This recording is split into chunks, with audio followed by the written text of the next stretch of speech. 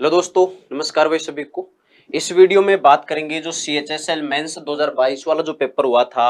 ये हुआ था 26 जून 2023 को ये पेपर हुआ था। एक ही दिन पेपर हुआ था ये मेंस वाला। तो ये जो 26 जून 2023 को पेपर हुआ था, इसका जो मैथ्स का वाला सेक्शन था, मैथ्स के जो क्वेश्चंस थे, उनको सबको अपन डिस्कस करते हैं इस वीडियो में। ठीक है, शुरुआत करते हैं सबसे पहले पे। जब यहाँ पर बोल रहा है what is the condition for a number to be divisible by 3, यानी 3 की डिविजिबिलिटी का रूल क्या है। उसमें आपको पता है रूल क्या होता है 3 का डिविजिबिलिटी का, कि भाई जो सम ऑफ डिजिट्स है वो 3 से डिविजिबल होना चाहिए। तो कौन सा ऑप्शन आ जाएगा, the difference between the sum and, ये तो खत्म हो जाएगा, 11 का रूल है ये। तो लास्ट 2 डिजिट की बात कर रहा है, ये 4 का रूल है। The sum of the digit of that number is divisible by 3, that the number is also divisible by 3। यानी अगर किसी संख्या के अंकों का योग 3 से डिविजिबल है तो पूरी संख्या 3 से डिविजिबल है। कौन सा ऑप्शन आ जाएगा सर? Option number C. ठीक है, हिंदी वाले पढ़ लेना। 3 से विभाजित होने की शर्त पूछ रहा है, तो उस संख्या के अंकों का योग अगर 3 से डिविजिबल है तो पूरी संख्या 3 से भाग होगी। ठीक है, अब इससे आसान तो क्या ही होगा। 11 का स्क्वायर और 12 के स्क्वायर के बीच में कितनी पूर्ण संख्याएं हैं, यानी कि आपको पूछ रहा है होल नंबर। होल नंबर पूछ रहा है, 11 का स्क्वायर कितना होता है सर? 121, और 12 का स्क्वायर 144। अब इनके बीच में पूछ रहा है, इनके बीच में पूछ रहा है, तो 121 से 144 के बीच में कितनी संख्या है? ध्यान देना, अगर मैं आपको कह दूं कि भाई 10 से लेकर 15 तक बताओ कितनी संख्या है, तो आप तुरंत कहते हो 5 संख्या है। कैसे कहते हो आप कहते हो सर 10 से 15 तक मतलब 11 काउंट करते हो, 12 काउंट करते हो, 13 काउंट करते हो, 14, 15, यही करते हो। यानी 10 से 15 तक 5 संख्या है, लेकिन उसमें 15 भी शामिल किया आपने। 10 शामिल नहीं किया लेकिन 15 किया, मतलब कुल मिला के दोनों में से एक संख्या शामिल की। यहां आपको ना तो ये चाहिए ना ये चाहिए। सर 121 से 144 तक नॉर्मल वे में अपन कितनी संख्या कहें सर? 121 से 144 तक टोटल संख्या कितनी हुई सर? 23। लेकिन ये 23 जो संख्या है इसमें 144 और 121 में से एक संख्या शामिल की हुई है, जैसे 15 माइनस 10 5, लेकिन इसमें 5 संख्याओं में से एक संख्या 15 जो है ये भी शामिल है। तो इसका मतलब 144 भी शामिल है, लेकिन आपको बोला इनके बीच में संख्या चाहिए, तो इसके बीच में चाहिए तो 144 वाली नहीं चाहिए, ना 121 वाली चाहिए। तो 121 तो शामिल नहीं किया, 144 था वो इसमें शामिल किया हो, मतलब इनमें से एक संख्या शामिल है 23 में। तो उस एक संख्या को हटा दो। अगर एक संख्या को हटा देंगे तो इनके बीच में कितनी संख्या बच गई सर? 22 संख्या बच जाएगी। यही पूछ रहा था, बताओ ये बात समझ में क्लियर? नेक्स्ट है जो यहां पर बोल रहा है कि सर अवरोही क्रम का मतलब डेस्केंडिंग ऑर्डर, यानी घटता हुआ क्रम लेना है। सर यहां पर फ्रैक्शन दे रखा है, या तो आप क्रॉस मल्टीपल भी कर सकते हो, या फिर एक काम करो, सबको जो डिनोमिनेटर है ना ये सेम बना दो। डिनोमिनेटर सेम बनाए तो देखो 30 है, ये 15 है, 50 और 20, यानी 300 बना दो सबको। अगर 300 बनाना हो तो सर इसको किससे गुणा करना पड़ेगा सर? 300 बनाने के लिए इसको किससे गुणा करना पड़ेगा? 10 से। अगर नीचे 10 से गुणा करो तो ऊपर भी 10 से गुणा करो, तो 17 गुणा 10 कितना होगा? 170। सर यहां पर मैं क्या कर रहा हूं, जो डिनोमिनेटर है, जो हर है, इसको मैं 300 बना रहा हूं सबको। सबके जो हर है उसको 300 बना रहा हूं। इसको 300 बनाने के लिए किससे गुणा करना पड़ेगा सर? 20 से। तो ऊपर न्यूमरेटर भी 20 से गुणा होगा, 20 गुणा 7, 20 गुणा 7 144 होगा। इसको 300 बनाने के लिए सर 6 से गुणा करना पड़ेगा, तो ऊपर भी 6 से गुणा, 6 7 42, 6 दूनी 12 और 4 16, यानी 162 हुआ। बोलो हाँ या? इसको 300 बनाने के लिए सर 15 से गुणा करना पड़ा, तो ऊपर भी 15 से गुणा करोगे तो सर 15 का गुणा करोगे तो 5 5 और 1 6, यानी 165 हुआ।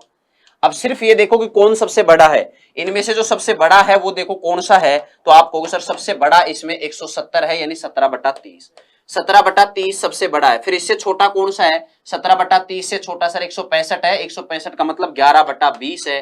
फिर उसके बाद इससे छोटा कौन सा है? 165 से छोटा सर 162, यानी 27/50 है। और सबसे छोटा कौन सा है? 7/15। आप ऑप्शन का सहारा भी ले सकते थे कि कौन सा ऑप्शन चेक करके भाई दो दो को उठा लो, कि क्रॉस मल्टीपल करके देख सकते थे कौन सा ऑप्शन ऐसा है जिसके अंदर दोनों कंडीशन सेटिस्फाई हो रही हो, यानी कि चिन्ह साइन सही हो। ठीक है, तो 17/30, 11/20। सर 17/30 शुरुआत में है तो ये दो ऑप्शन खत्म। सर उसके बाद 11/20 है, ये ऑप्शन आ जाएगा, ये 27/50 ये खत्म हो जाएगा, तो आंसर आ जाएगा ऑप्शन नंबर सी। और यही आपसे पूछ रहा था। इसमें कोई एक तरीका फिक्स नहीं है, जैसी वैल्यू उसके आधार पे तरीके होते हैं, कई तरीके होते हैं, सिर्फ कैलकुलेशन का क्वेश्चन है। ठीक है, नेक्स्ट है जो दो संख्याओं का HCF उनके एलसीएम का 20वां हिस्सा है, यानी जो एलसीएम का 20वां हिस्सा है HCF। तो HCM जो है ये एलसीएम का, HCF जो है एलसीएम का 20वां हिस्सा है, 20वां हिस्सा यानी 1/20 है। तो इस 20 को मैं इधर गुणा कर दूं तो एलसीएम जो है, क्या मैं कह दूं कि भाई 20 का HCF का 20 गुना है क्या? बोलो हाँ या ना? 20 को मैं इधर गुणा कर देता हूं तो 20H बराबर L हुआ। ये कह रहा है एक संख्या 96 है, एलसीएम और एचसीएफ के डिफरेंस 456 है, दूसरी संख्या बताओ। आप बताइए सर, एलसीएम और एचसीएफ जो है इनका जो डिफरेंस है वो 456 है। अगर डिफरेंस 456 है तो आप मुझे बताइए जो एल है ये किसके बराबर है, 20H। अगर यहां 20H रख दो तो 20H में से एक H घटाओगे तो कितना H हुआ सर, 19H। सर ये 19H हुआ, यहां पर मैंने कहा L की जगह रखा 20H, 20H में से एक H हटाया, 19H बराबर 456 है। इसमें से ये 19 का भाग कर दिया तो ये सर 19 का भाग किया तो 19 दूनी 38 और 19 चौका 76, यानी HCF 24 आया। और अगर HCF 24 आया तो एलसीएम कितना होगा सर, एलसीएम यहां से बताइए, H की जगह 24 रख दूंगा तो एलसीएम आ जाएगा 20 गुना 24। और आप जानते हैं कोई भी दो संख्याओं का प्रोडक्ट होता है, दो संख्याओं का मल्टीपल होता है, वो उनके एलसीएम गुना HCF के बराबर होता है। कर दूं सर, एलसीएम गुना HCF के बराबर होता है। यहां पर पहली संख्या क्या है सर, एक संख्या 96 है तो पहली संख्या 96 है, दूसरी संख्या मुझे पता करनी है बराबर एलसीएम, और एलसीएम पता कर चुका हूं 20 गुना 24, 20 गुना 24। फिर गुणा में क्या आता है सर, गुणा में HCF आता है, और HCF सर कितना था 24। बस यहां से दूसरी संख्या पता करनी थी, यही आपका आंसर होगा।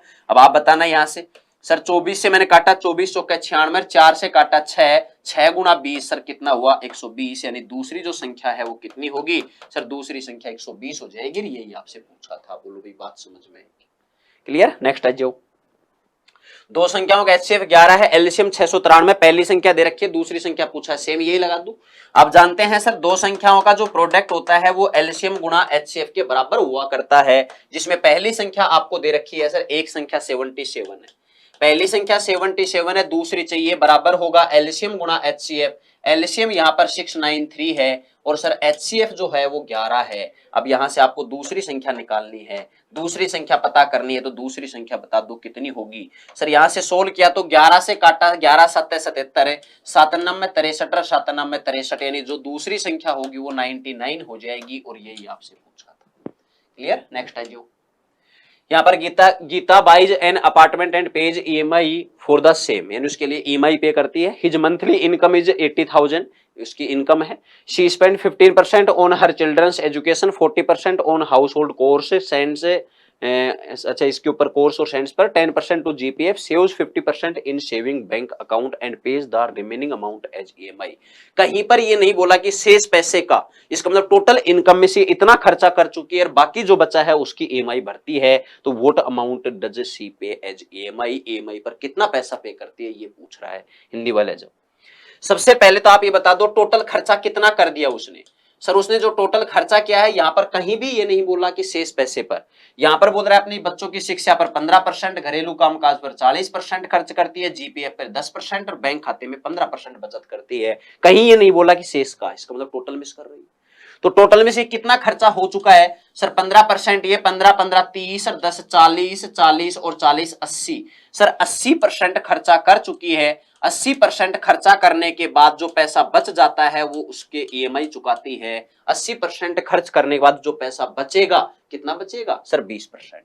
ये जो 20% पैसा बच रहा है इससे वह EMI भरती है। तो आपसे ये पूछ रहा है बताओ EMI के लिए कितना पैसा उसने भरा। आप कहो सर EMI के लिए उसने 20% पैसा दिया है, कितने में से सर, सैलरी में से, और सैलरी कितनी है 80,000।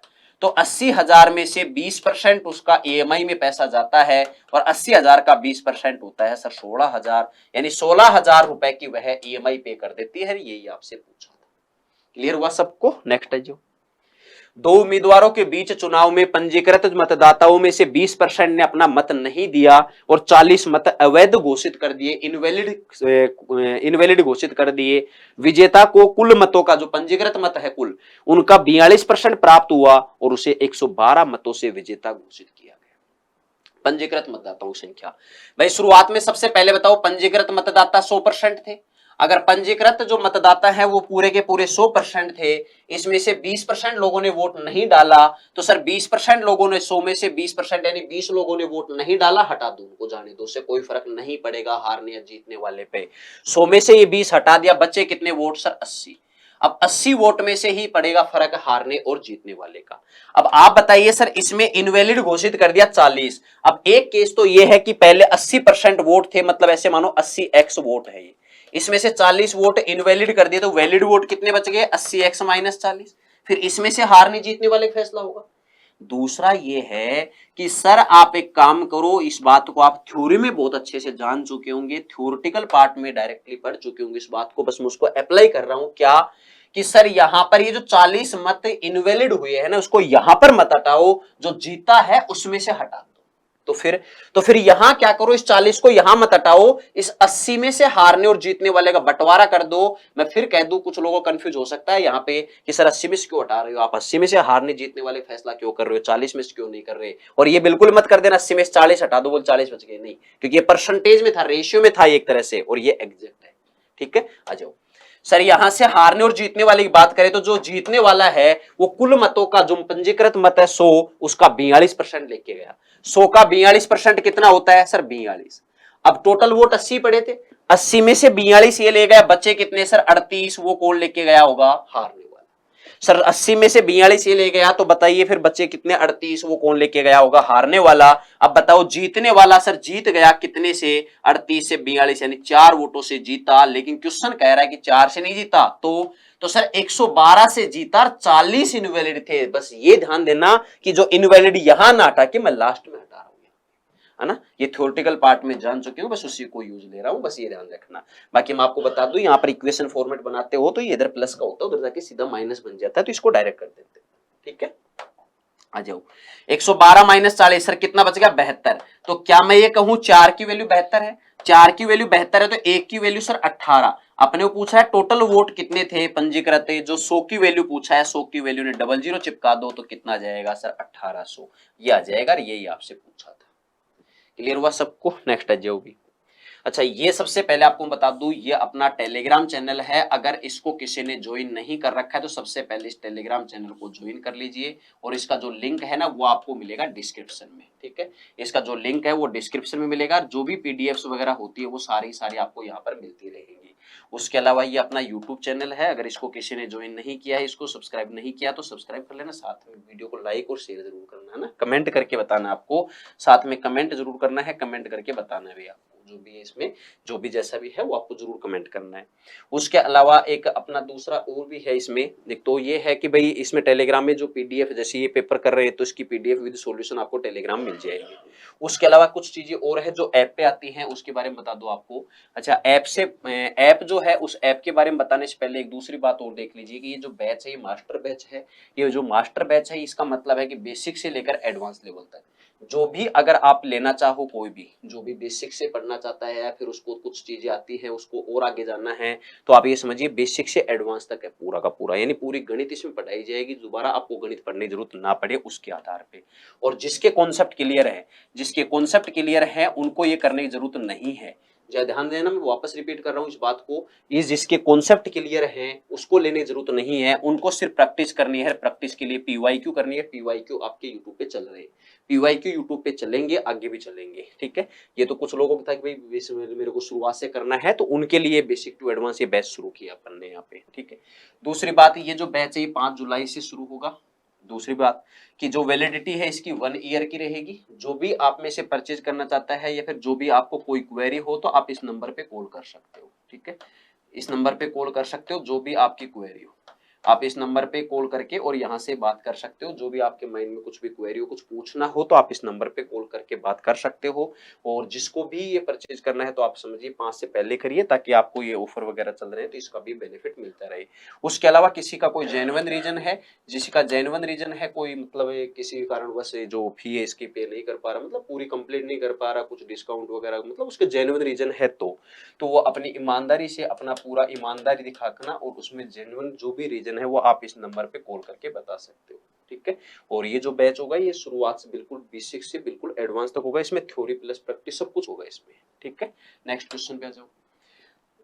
एक शहर की वार्षिक दर 2% है। ये वर्ष 2020 में इसकी जनसंख्या 1.5 लाख थी, तो 2023 में जनसंख्या क्या है? 2020 से 3 साल बढ़ गई, 23 तक 3 साल बढ़ गई। तो मुझे पूछ रहा है कि 2023 में पॉपुलेशन क्या है। तो सबसे पहले तो आप ये बताओ 2023 में पॉपुलेशन क्या है, तो आपको सर पहले ये बताओ 2020 में कितनी थी। तो आपका जवाब हो सर 2020 में थी 1,50,000। 2020 में 1,50,000 थी। अब आप मुझे बताओ 2020 में 1,50,000 थी, फिर हर साल 2% बढ़ती है, 2% का मतलब 1/50 बढ़ रही है। 1/50 बढ़ रही है, यानी 50 से 1 बढ़ रही है, 50 से 1 बढ़ रही है, यानी 51/50 हो रही है हर साल। तो ये जो जनसंख्या है ये कितने साल बाद है सर? 1 साल बाद। अगर 1 साल बाद ये है तो फिर आप बताइए 2 साल बाद कितनी होगी सर? ये 1 साल बाद है, दूसरे साल में फिर इसका 1% 2% बढ़ेगा, 2% यानी 1/50 बढ़ेगा, 1/50 बढ़ेगा, यानी फिर से कितना हो गया सर? 51/50। सर ये तो 2 साल बाद की है, मुझे 3 साल बाद की चाहिए ना सर? मुझे तो 3 साल बाद की चाहिए ना 2023 में, तो 3 साल यानी तीसरे साल फिर बढ़ गई, 1/50 फिर बढ़ जाएगी, तो फिर से कितनी हो जाएगी सर? 51/50। अब अपने को इसका आंसर निकालना है। अब सबसे पहली बात तो यहां पर ये गौर करो कि भाई यहां पर सीधी सी बात है, यहां पर 4 3 जीरो काट दोगे 5 से 30 बार, फिर 5 से 6 बार, नीचे 5 बचेगा, नहीं कटेगा, 5 नहीं कटेगा, मतलब ये श्योर हुआ कि आंसर जो भी आएगा वो किस में आएगा सर? अप्रोक्स में आएगा। अप्रोक्स में आएगा तो आप यहां पर सम ऑफ डिजिट वगैरह नहीं लगा सकते, यूनिट डिजिट वगैरह यहां नहीं लगा सकते। तो जब इसको कैलकुलेट करेंगे तो सबसे पहले तो आप ये बता दो, यहां से कैलकुलेट कर रहा हूं, गौर करना सर। यहां पर 3 जीरो से तो ये 3 जीरो खत्म कर ही दिया, ठीक है। 5 गुणा 5 25 बार, 25 से मैंने काटा कितनी बार सर? 6 बार। 25 से काट दिया 6 बार। अब यहां इसको सोल्व करते हैं, 51 गुणा 51 सर, 51 का स्क्वायर सबको पता है, ये 51 गुणा 51 यानी 2601 होगा। 51 गुणा 51 यानी 51 का स्क्वायर 2601। अब 2601 है, इसको इस 51 से गुणा करना है तो कितना होगा सर? पहले 2601 को 1 से गुणा करोगे तो 2601 ही रहेगा, और 2601 को 50 से और गुणा कर लो भाई। 2601 को 50 से गुणा करोगे तो ये 5 से सर, ये 5 और 0 और 26 पंजू 130, तो कुल मिलाकर के ये बन गया सर कितना? ये 50 सर, एक 51 हुआ और 1326, 1326 51 ये बन गया अपने पास इन तीनों को गुणा करने पर। और बटे में सर कितना था? ये 5 और 5 कट चुका है, ये बटे में 5 था, बटे में 5 था, गुणा में 6 था। मैं क्या कह रहा हूं कि 2 से ऊपर नीचे गुणा करो। अगर 2 से ऊपर नीचे गुणा कर देता हूं तो आप बताना, फिर यहां से नीचे 10 बनेगा, 10 का मतलब एक अंक छोड़ के 0 लगेगा। अब ये 12 हुआ और 12 को गुणा कर रहा हूं, और अब मैं इसका आंसर यहां लिख रहा हूं सर 12 एकम 12 सर, यहां पर 12 एकम 12, एक बचेगा, 12 पंज 60 और एक 61 है सर, 6 बचेगा, 12 6 72, 72 और 6 सर, 72 में 6 जोड़ोगे 78, ठीक है। 72 और 6 78, 72 और 6 78, तो आप लास्ट में तो पॉइंट के बाद ही हटाई दो दो, तो क्योंकि दो तो अपने में लिया नहीं, तो या तो 81 पॉइंट दो थे तो 81 की नियरेस्ट जाएगा, और अगर 81 की नियरेस्ट जा रहा है तो लास्ट में 81 आएगा, लास्ट में 81 पे पधा रहा है, तो फिर ये 3 ऑप्शन यही खत्म कर दो। फिर भी किसी को डाउट हो तो और आगे कर सकते हो। 12 की 72 6 78 हुआ, 7 बच गया, 12 दूनी 24 और 7 31। अब लास्ट में देखो सर 181 बन रहा है, तो ये 000 है, ये 413 है, 765 है। अब कोई सोच रहा हो सर 181 है तो अप्रोक्स में आ रहा है, क्या पता 181 की जगह 80 कर दिया हो, तो भाई 180 किसी ऑप्शन में नहीं है, ना ही 182 किसी ऑप्शन में है, तो फिर एक ही ऑप्शन बच रहा है जो इसके नियरेस्ट जा रहा है। आपके लास्ट डिजिट से पता चला। पॉइंट मैंने क्यों हटाया? क्योंकि नीचे 10 का 0 था, 0 में एक पॉइंट छोड़कर यहाँ पॉइंट लगाना था, और पॉइंट के बाद 2 था, लेकिन इस पॉइंट के बाद 2 को मैंने गायब किया क्योंकि नियरेस्ट चाहिए अपने को। और 181 जब मैं पीछे आ रहा हूं तो नियरेस्ट में 181 पे एक ऑप्शन दिख रहा है, तो फिर आपको सोल्व करने की जरूरत नहीं है। आंसर आ जाएगा 159 159 189 सर, 15 115 9 1 8 1, ये अपना आंसर आ जाएगा 159 181, और यही आपसे पूछ रहा था। बताओ भी बात समझ में है कि इसमें थोड़ी कैलकुलेशन जरूर है, कैलकुलेशन मुश्किल नहीं आसान थी इसमें। बताओ भी बात समझ में क्लियर हुआ सबको? नेक्स्ट क्वेश्चन पे आ जाओ। ये कह रहे भाई कोई धनराशि साधारण ब्याज पर 4 साल में स्वयं की डबल हो जाती है तो वह कितने समय में 7 गुना हो जाएगी? देखो सिंपल इंटरेस्ट है, 4 साल में डबल हो रही है, इसका मतलब अगर आप 1 रुपए जमा करवाओगे तो डबल मिलेगा, डबल का मतलब 2 रुपए मिलेंगे, और ये मिलेंगे आपको 4 साल में। फिर ये कह रहा है कि उसी दर से कितने समय में 7 गुना हो जाएगी? 7 गुना होने का मतलब है कि वही 1 रुपए जमा करवा के आप चाहते हो कि मुझे कितने रुपए मिल जाए? 7 रुपए। अगर आप 1 रुपए जमा करवा के पहले दुगुना हो रहा था, यानी 2 रुपए मिल रहे थे, जमा 1 करवाया था लेकिन 2 रुपए मिल रहे हैं, यानी एक्स्ट्रा कितना मिला? 1 रुपए। और ये जो एक्स्ट्रा 1 रुपए मिला है ये किसका मिला है सर? ब्याज का मिला है। और ये जो 1 रुपए ब्याज मिला है ये कितने साल में मिला है सर? 4 साल में मिला है। अब आपको 7 गुना पैसा करना है, 1 रुपए जमा करवा के 7 रुपए आप चाहते हो, यानी आपको ब्याज चाहिए 6 रुपए। अगर 1 रुपए ब्याज मिल रहा है 4 साल में, तो 6 रुपए ब्याज मिलेगा कितने साल में? 24 साल में मिलेगा। इसका मतलब 7 गुना पैसा होने में 24 ईयर का वक्त लगेगा, यही पूछ रहा था, क्योंकि साधारण ब्याज हर साल क्या होता है? इक्वल होता है। ठीक है, नेक्स्ट है जो एक टेलीविजन सेट का एमआरपी 18,000 है, एक दुकानदार 40% डिस्काउंट देता है और भाई 10% प्रॉफिट भी कमा रहा है, तो सीपी आपसे पूछ रहा है, यानी प्रॉफिट दिया है, डिस्काउंट दिया है, एमआरपी दिया है और सीपी पूछ रहा है। आप एक बात जानते हैं सर, डिस्काउंट और अगर प्रॉफिट देता है तो सीपी और एमआरपी का जो रेशियो होता है 100 माइनस डिस्काउंट कर दो और 100 प्लस प्रॉफिट कर दो, 100 माइनस डिस्काउंट करो सीपी मिलेगा, 100 प्लस प्रॉफिट करो सर एमआरपी मिलेगा। अब आप बताओ यहां से सर सीपी और एमआरपी का रेशियो अपने को चाहिए। अगर सीपी और एमआरपी का अपने को रेशियो चाहिए तो बताइए 100 माइनस डिस्काउंट करते हैं, डिस्काउंट कितना था सर 40%, 100 में से 40 घटा दोगे सर 100 माइनस 40 यानी 60 हुआ। एमआरपी क्या होगा रेशियो में 100 प्लस प्रॉफिट, और प्रॉफिट 10% है तो 100 प्लस 10 कितना बना सर 110। अब आप सिर्फ इतना बता दो क्या कि सर इतना बता दो सिर्फ और सिर्फ कि अगर इनका रेशियो बना दे तो रेशियो बन गया 0 से 0 खत्म, तो 6 रेशियो 11 बना है, वो भी किसका सीपी और एमआरपी का, सीपी और एमआरपी का रेशियो है।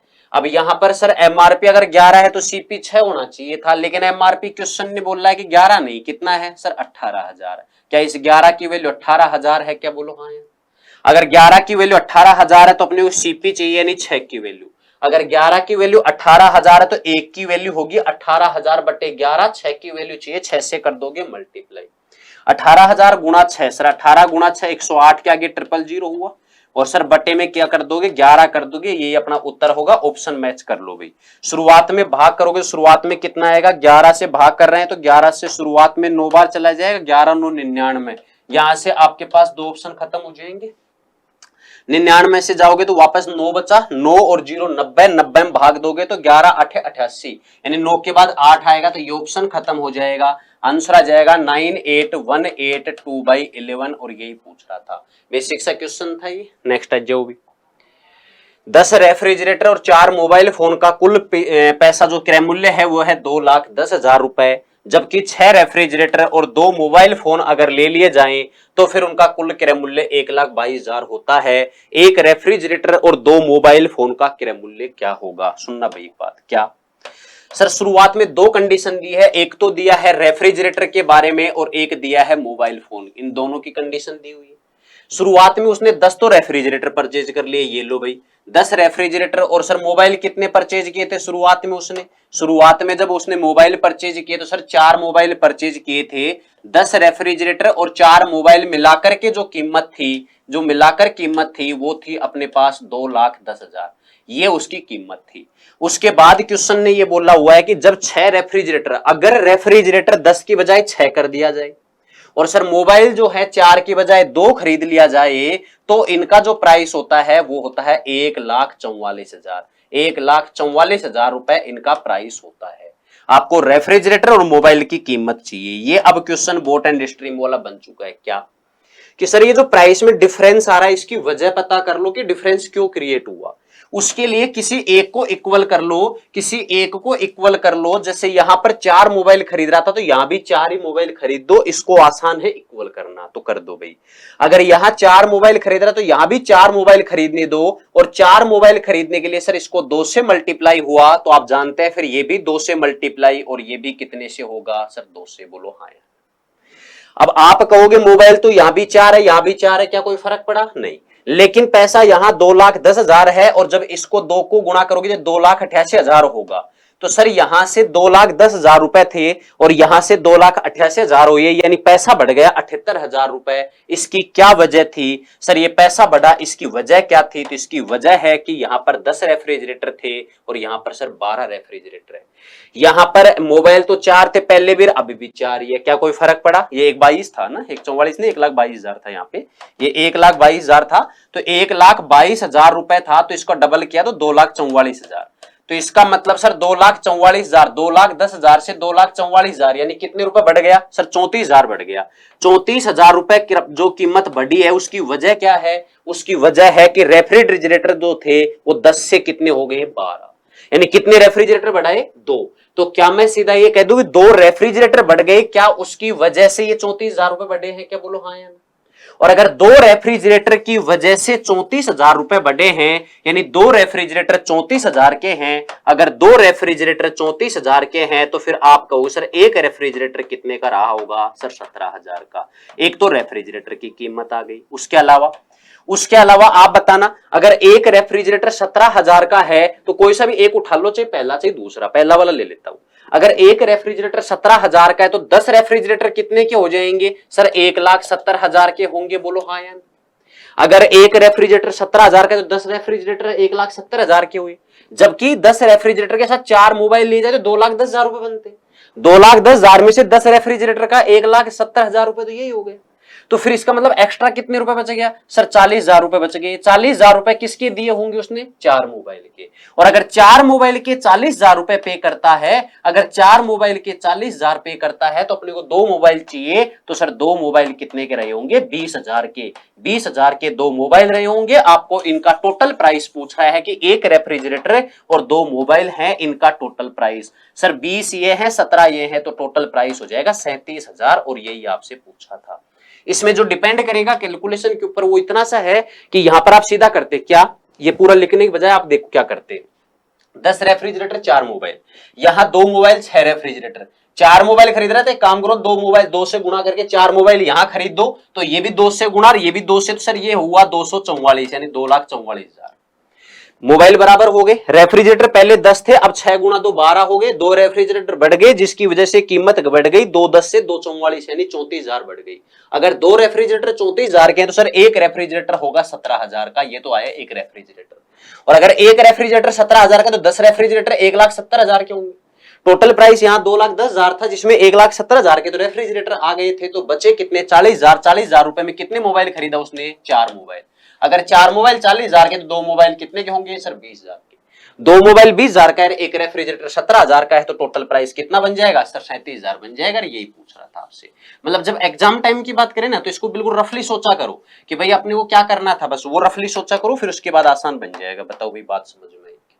क्लियर हुआ सबको? नेक्स्ट जो 67.5 रुपए पर केजी के हिसाब से और 60 रुपए पर केजी वाले चावल के साथ किस अनुपात में मिलाया जाए ताकि औसत एवरेज जो है वो 64 रुपए प्राप्त हो सके? देखो सर पहले वाला जो है उसका प्राइस है 67 रुपए पर केजी।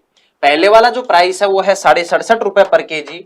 दूसरे वाले का जो प्राइस है वो 60 रुपए पर केजी है। अगर इन दोनों को मिक्स कर दिया जाए, अगर इन दोनों को मिक्स कर दिया जाए तो जो प्राइस होती है वो कितनी होती है? 64। तो क्वेश्चन ये पूछ रहा है मेरे भाई कि इन दोनों का जो रेशियो बनेगा वो किस रेशियो में मिक्स किया गया है। अब आप मुझे बता दो 60 और 64 का गैप कितना हुआ? 4। 64 और 67.5 है, गैप कितना हुआ? 3.5 का। अगर रेशियो बना दोगे तो पॉइंट हटा के 0 लगाओगे, 5 से काटोगे 5 8 40 और 5 7 35, रेशियो बन जाएगा सीधा सा 8 7। और ये पूछ रहा था, एलिगेशन लगा दिए। नेक्स्ट है जो ए और बी संयुक्त रूप से एक व्यवसाय शुरू करते हैं। ए द्वारा किया गया निवेश बी द्वारा किए गए निवेश के 7 गुना के बराबर है। 2,75,000 रुपए के लाभ में से ए का हिस्सा बताओ। यहां पर ये बात नहीं बोली कि किसी का टाइम ज्यादा या कम है, नहीं, तो इसका मतलब टाइम सेम है। और अगर दोनों का टाइम सेम है तो जो रेशियो होगा जिसमें प्रॉफिट बटेगा वो कैपिटल के रेशियो में बटेगा। और कैपिटल जो था ए का कैपिटल वो बी के कैपिटल का 7 गुना है, यानी बी को अगर 1 रुपए मिलेंगे तो सर ए को मिलेंगे 7 रुपए। क्या यही हुआ है? प्रॉफिट में से बी को 1 मिलेगा तो ए को 7 मिलेंगे। कब? जब टोटल प्रॉफिट 8 का होता। अब यहां पूछ किसका रहा है सर? ए का हिस्सा पूछ रहा है, बता दो कितना होगा सर? यहां ए को कितने रुपए मिल रहे हैं? 7 रुपए। कितने में से? टोटल 8 में से। ए को मिल रहे हैं 7 रुपए, कितने में से? टोटल 8 में से। लेकिन टोटल पैसा 8 नहीं, कितना है? टोटल पैसा सर 8 नहीं 2,75,000 है। क्या इसमें 2,75,000 से गुणा कर दे? मतलब ये वही हो गया, 8 की वैल्यू 2,75,000 है तो 7 की वैल्यू अपने को चाहिए। क्लियर? कर दो कैलकुलेट। जब यहां पर कैलकुलेट करें तो सबसे पहले 8 का भाग जाएगा तो 7 का मल्टीपल भी आप चेक कर सकते हो। और 8 का भाग इसमें लास्ट के 3 जीरो है तो लास्ट का 3 जीरो मतलब लास्ट के 3 डिजिट में 8 का भाग जाएगा तो पूरी संख्या में चला जाएगा। मतलब ये श्योर है कि 8 से कटेगा। और 25 का मल्टीपल बनेगा तो 7 और 25 का मल्टीपल देख सकते हो। एक तो ये है तरीका। दूसरा आप ऑप्शन से काट सकते हो। अगर इसको काट दे तो 8 से 8 × 24, 3 5 8 चौका 32, 3 और 0 8 × 24, 6 और 0 8 7 56 और 8 5 40। अगर इसको गुणा कर दोगे तो 7 गुणा 5 35, 3 7 7 49 और 3 49 और 3 52। ठीक है, 5 7 21 और 5 26, लास्ट में 625, 2 बच रहा है। उसके बाद 7 चौका 28 और 2 30, यानी कि 0 625। यहाँ पे ये 3 ऑप्शन खत्म हो जाएंगे तो आंसर आ जाएगा 240 625। और यही आपसे पूछ रहा था। सम ऑफ डिजिट भी लगा सकते थे यहाँ पे क्योंकि डिवाइड में 8 है जो कट रहा है पूरी तरीके से, तो ये भी कर सकते थे। ठीक है, नेक्स्ट है जो प्रथम 5 सम प्राकृत संख्याओं के वर्गों का औसत। सम प्राकृत संख्या यानी इवन नंबर है, पॉजिटिव आपको लेनी है इवन नंबर, वो भी कौन सी? नेचुरल नंबर, प्राकृत संख्या। तो सम प्राकृत संख्या कौन सी होगी? सबसे पहले 2, लेकिन उनके वर्गों का एवरेज चाहिए। तो देखो सबसे पहली जो प्राकृत संख्या है वो 2 है, फिर उसके बाद 4 है, फिर उसके बाद 6 है, फिर 8 है और फिर 10 है। इनका आपको चाहिए सर स्क्वायर का एवरेज। अगर इनका स्क्वायर करना है और सर इनका क्या चाहिए आपको, एवरेज चाहिए। ये अपने पास 5 संख्याएं हुई, इन पांचों का क्या चाहिए, एवरेज चाहिए। तो फॉर्मूला लगा लो या फिर छोटी छोटी संख्या सीधा कर दो। कैसे, देखो 2 का स्क्वायर 4 हुआ, 4 का स्क्वायर 16, 16 4 20 अलग कर दो। 6 का स्क्वायर प्लस 8 का स्क्वायर 10 का स्क्वायर होता है, तो 10 का स्क्वायर यानी 100, 100 200 और 20 ये हुआ। सर 200 और 20 टोटल कितना हुआ, 220। सभी को ऐड कर लिया, सबको ऐड, भाई 10 का स्क्वायर 100 हुआ, इन दोनों को किया तो ये भी 100 हुआ, इन दोनों किया 20 हुआ, तो इनका योग कर दे, सम कर दे तो 220, तो ये हो गया टोटल 5 संख्या, 5 का भाग कर दोगे तो एवरेज कितना आ जाएगा, 44। यही आपसे पूछ रहा था। क्लियर हुआ सबको? नेक्स्ट आ जाओ। अरुण और भारती की आयु का योग 24 वर्ष है, जिसमें अरुण बड़ा है। यानी एक तो अरुण को मैं ए लिख रहा हूं और भारती को मैं बी लिख रहा हूं, और इन दोनों की जो आयु है उनका जो सम है, जो दोनों का योग है वो कितना है सर, 24 ईयर। 24 ईयर, जिसमें अरुण बड़ा है। फिर उसके बाद यदि अरुण और भारती अपनी इनकी आयु को डबल कर दिया जाए तो डिफरेंस 8 वर्ष का होता है। तो अरुण की आयु पूछ रहा है। अच्छा एक बात बताना, इनकी एज अगर डबल कर दी जाए ना तो डिफरेंस 8 ईयर का होता है। तो इसका मतलब ओरिजिनल अगर रखी जाए, अरुण की ए ही रखी जाए, भारती की बी रखी जाए, तो अगर ओरिजिनल रखी जाए तो फिर इनका डिफरेंस कितना होता सर, डबल करने पर 8 वर्ष हो रहा है, तो अगर इसको ओरिजिनल रखते तो इनका डिफरेंस कितना साल हो जाता सर, 4 साल हो जाता। बोलो हाँ यार। एग्जाम्पल समझिए, मैं कहता हूं कि एक व्यक्ति है जो आज 10 साल का है, ठीक है, और दूसरा व्यक्ति है, ये मान लेता हूं आज 15 साल का है। मैं पूछ रहा हूं इनका डिफरेंस बताओ आपको सर 10 से 15 यानी डिफरेंस हुआ 5 साल का, 5 साल का। अब मैं कह रहा हूं कि इनकी एज डबल कर दो भाई, इसकी एज 10 है, इसको डबल कर दो 20 और इसकी डबल कर दो 15 से 30। तो आप बताना फिर यहां 20 से 30 कितने का डिफरेंस हुआ, 10 का डिफरेंस क्या हो गया, डबल। तो अगर यहां एज डबल करे तो डिफरेंस डबल हो रहा है, इसका मतलब शुरुआत में डिफरेंस 5 रहा होगा, जब तो 10 रहा है। यहां पर भी यही पॉसिबिलिटी थी, यहां पर भी यही कंडीशन बोली हुई थी कि अगर वो एज डबल कर देते हैं तब डिफरेंस 8 का होता है। तो मेरे भाई फिर अगर ओरिजिनल रहता तो उनका डिफरेंस एक्चुअल में 4 वर्ष का था। बोलो हाँ। आप बताओ सर, यहां पर अरुण की पूछ रहा है, अरुण बड़ा था इसलिए इसको पहले लिखा है, और फिर ये छोटा था इसलिए बाद में लिखा है। तो अरुण की एज पूछ रहा है, तो आप बताना कितना होगा सर, बी यानी बड़ा वाली वैल्यू चाहिए, दोनों को जोड़ के 2 का भाग दे दो। 24 सर 4 28, 28 में 2 का भाग दिया तो सर कितना आ जाएगा, 14 साल आ जाएगा। यही आपसे पूछ रहा था। क्लियर हुआ? बेसिक सा था। नेक्स्ट आ जाओ। पिता और पुत्र के आयु में 15 वर्ष का डिफरेंस है, डिफरेंस 15 साल का है। 5 साल पहले पिता की आयु अपने पुत्र की आयु की 2 गुनी थी, यानी पिता की जो आयु है, फादर की आयु है, वो अपने पुत्र यानी इस बेटे की आयु की 2 गुनी है। यानी बेटे की आयु 1 है तो फादर की 2 थी। बोलो हाँ या ना। और सर ये जो थी ये कब थी, 5 साल पहले। ये जो एज थी ये कब थी, तो आप कहोगे सर 5 साल पहले थी। अब आप बताइए 5 साल पहले अगर एज ये थी तो इनका डिफरेंस कितना था 5 साल पहले। सर अपने रेशियो के हिसाब से डिफरेंस की बात करें तो 1 है, लेकिन क्वेश्चन कह रहा है कि जो डिफरेंस है ये 1 नहीं है, डिफरेंस यहां पर कितना है, 15 वर्ष है। अब किसी के माइंड में आ रहा हो सर डिफरेंस तो आज का है, 5 साल पहले का चाहिए अपने को। तो भाई डिफरेंस नेवर बी चेंज, कभी भी चेंज नहीं होता। सम हमेशा चेंज होता है लेकिन डिफरेंस चेंज नहीं होता। अगर एज को डबल ट्रिपल करोगे तब जाकर के होगा, नहीं तो फिर अगर मान लो आज कोई, मान लो कि 2 व्यक्ति है जिसमें एक दूसरे से 5 साल छोटा है आज, तो 10 साल बाद भी वो 5 साल छोटा रहेगा, 20 साल बाद भी वो 5 साल छोटा ही रहेगा। यानी डिफरेंस कभी भी नहीं बदलता। तो ये डिफरेंस चाहे आज का है, चाहे 10 साल पहले का और चाहे 5 साल बाद का हो, डिफरेंस 15 वर्ष ही रहने वाला है। यहां डिफरेंस आ रहा है सर 1, लेकिन इस 1 की जगह डिफरेंस कितना होगा, 15। अगर 1 की वैल्यू 15 है तो फिर आप कहो सर 2 की वैल्यू कितनी हो जाएगी, तो मेरे भाई 30 वर्ष है, और इस 1 की वैल्यू 15। वैसे इतना कुछ दिमाग लगाने की जरूरत भी नहीं थी, सीधा सोच सकते थे डबल हो रही है, 15 वर्ष का डिफरेंस है, यानी 1 15 का, दूसरा डबल 30 का होगा। आ जाओ। यहां पर ये जो एज है ये कब की है, 5 साल पहले। आपको पूछ रहा है वर्तमान। अगर 5 साल पहले पिताजी 30 साल के थे तो आज कितने के हो जाएंगे सर, 35 के। और अगर 5 साल पहले ये बेटा है ये 15 साल का था तो आज कितने का हो जाएगा, 20 साल का। तो दोनों की उम्र होगी 35 और 20 वर्ष। यही आपसे पूछ रहा था। यानी ऐसे क्वेश्चंस को तो आप वर्बली सोचा करो कि भाई इसकी डबल है 2 से 1, यानी डिफरेंस 1, 1 की वैल्यू 15, 2 की वैल्यू 30, 1 की वैल्यू 15। सर यहां 15 से 5 बढ़ाओ 20, 30 से 5 बढ़ाओ 35, इतना सा अपना उत्तर था। यानी पूरा लिखने की जरूरत पड़नी भी नहीं चाहिए आपको, ये तो एक समझने के पर्पज से कि हाँ भाई किस तरीके से कंपैरिजन कर रहे हैं, बस उसके लिए। ठीक है, नेक्स्ट है जो ए एक कार्य को 30 दिनों में, बी 50 में, सी 40 दिन में कर सकता है। यानी अगर ए को कहा जाए कि ये काम कर दे तो वो कहता है भाई साहब मैं 30 दिन में करूंगा। बी को कहा गया तो उसने कहा कि मैं 50 दिन में करूंगा, और सी को कहा तो भाई उसने बोला 40 दिन। सबसे पहले आप टोटल वर्क बता दो, 5 का 20 या 60 यानी 600 मान लो टोटल वर्क। अगर टोटल वर्क 600 है तो सबसे पहले तो आप बताइए इसकी एफिशिएंसी 20 हुई, ये 12 पंजू 60 और 15 चौके 60 हुआ, बोलो हाँ। फिर बोला है यदि ए को एक दिन बी द्वारा और अगले दिन सी द्वारा बारी बारी से सहायता प्रदान की जाती है, यानी ए को काम करने के लिए दिया, ए को कहा कि देख तेरे साथ एक दिन तो आएगा बी और एक दिन आएगा सी, ऐसे करके बी और सी द्वारा असिस्ट किया जाएगा ए, यानी उसकी सहायता के लिए बी और सी को भेज रहे हैं। पहले दिन कौन आएगा सर, ए तो है, ये तो कंटिन्यू काम करेगा, लेकिन पहले दिन ए के साथ सहायता करने के लिए बी आएगा, दूसरे दिन ए के साथ कौन आएगा सी, फिर ऐसे ये कंडीशन चलती रहती है। फिर तीसरे दिन वापस ए के साथ कौन आएगा बी, फिर वापस ए के साथ कौन आएगा सी, इस तरीके से चलता रहेगा। क्या यही हुआ है? अब आप तो मुझे सिर्फ इतना बता दो, अगर पहले दिन ए के साथ बी काम करने आए तो भाई ए और बी मिलकर एक दिन में कितना काम करेंगे सर, 20 ये करेगा 12, ये 20 और 12 कितने काम हुए सर 32 काम। ये 32 काम कौन कौन करेगा सर, ए और बी पहले दिन। फिर दूसरा दिन की बारी आई तो दूसरे दिन कौन कौन काम करेगा, दूसरे दिन सर ए और सी करेंगे, ए के साथ सी को लेके आओगे तो 20 ये करेगा 15 ये करेगा, 20 और 15 कितने काम हुए सर 35 काम। ये कितने दिन दूसरे दिन हुए ए और सी ने किए थे। तो फिर आप ये बता दो टोटल कितने काम हो चुके हैं सर, ये टोटल 67 काम हो चुके हैं। और ये 67 काम होने में कितना वक्त लगा सर, 67 काम होने में कितना वक्त लगा, तो आप कहोगे सर पहले दिन 32 काम हुए थे, दूसरे दिन 35 काम हुए थे, तो मेरे भाई इसमें टोटल 2 दिन लगे, 2 दिन का वक्त लगा और 2 दिन के अंदर 67 काम हो चुके हैं।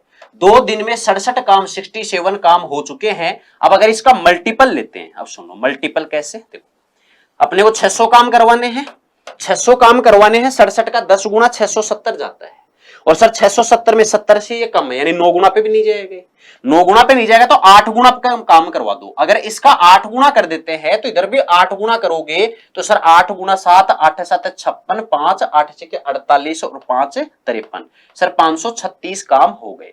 अब 536 काम होने में यहां भी 8 गुना कर दिया तो 8 दूनी 16 दिन। अब ऑप्शन देखोगे तो यहां पर सब में शुरुआत में 17 दिन तो लगे रहे, तो इसका मतलब 17 दिन तक तो पहुंचना ही है। 536 काम 16 दिन में कंप्लीट हो चुके हैं। अब वापस कौन आएगा सर, वापस वही आएगा जिसने काम की शुरुआत की थी, काम की शुरुआत ए और बी ने की थी। अगले दिन जैसे ही 536 काम 16 दिन में हो गए तो अगले ही दिन ए और बी साथ आएंगे, ए और बी साथ आएंगे तो 20 और 12 कितने काम करेंगे सर 32 काम कर देंगे। ए और बी 32 काम करेंगे अगले एक दिन में, सर ये 17 दिन हो गए। अब आप मुझे बताना 536 या 532 ये कितने काम हो चुके हैं सर, ये 568 काम हो चुके हैं, बचे कितने, आपका जवाब होगा सर 32 काम और बच रहे हैं। 600 करने थे जिसमें 568 अभी तक हो चुके हैं, 32 काम और बच रहे हैं, और जो 32 काम बच रहे हैं उनको करने के लिए कौन कौन आएगा, ये 32 काम किस किस ने किया था, आपका जवाब होगा सर ए और बी ने। अगले 32 काम करने कौन कौन आएगा सर ए और सी। अब आप बताना ये 32 काम ए और सी कितने में करेंगे सर, ए और सी एक दिन में 35 काम करते हैं, लेकिन पूरे 35 नहीं करने, सिर्फ 32 काम करने हैं, तो 32 बटा 35 दिन लग जाएंगे। तो टोटल टाइम कितना लगा 16 और 1 17 सही 32 बटा 35, 17 सही 32 बटा 35 दिन में ये टोटल काम पूरा हो जाएगा। यही आपसे क्वेश्चन पूछ रहा है। लास्ट में यहां पर कैलकुलेशन जरूर अपने से करवाया, और कैलकुलेशन भी बस इसका मल्टीपल देखना था, मल्टीपल में भी आपको गुणा करने की जरूरत नहीं पड़ेगी। क्यों नहीं पड़ेगी, 10 गुना करोगे 670, शरीर 600 ही है। अगर आप 9 गुना लोगे तो 670 में 67 कम करोगे तो भी 600 से तो ज्यादा रहेगा, यानी 9 गुना पे भी नहीं है। वैसे भी आप देख सकते थे 9 गुना पे 18 आता, 18 ऑप्शन में नहीं है। इसका मतलब सर कितने गुना पे है, फिर 8 गुना पे, 8 गुना पे किया तो 536 काम हुए 16 दिन। सर 32 काम अगले दिन ए और बी कर देंगे एक दिन में, फिर 32 काम बचेंगे जो ए और सी को करना है। ए और सी एक दिन में 35 काम करें तो 32 काम 32 बटा 35 दिन में। सही बात तो ये 32 बटा 35 जैसे दिखा ना वही अपना आंसर आ जाएगा, क्योंकि 17 तो सब में है ही शुरुआत।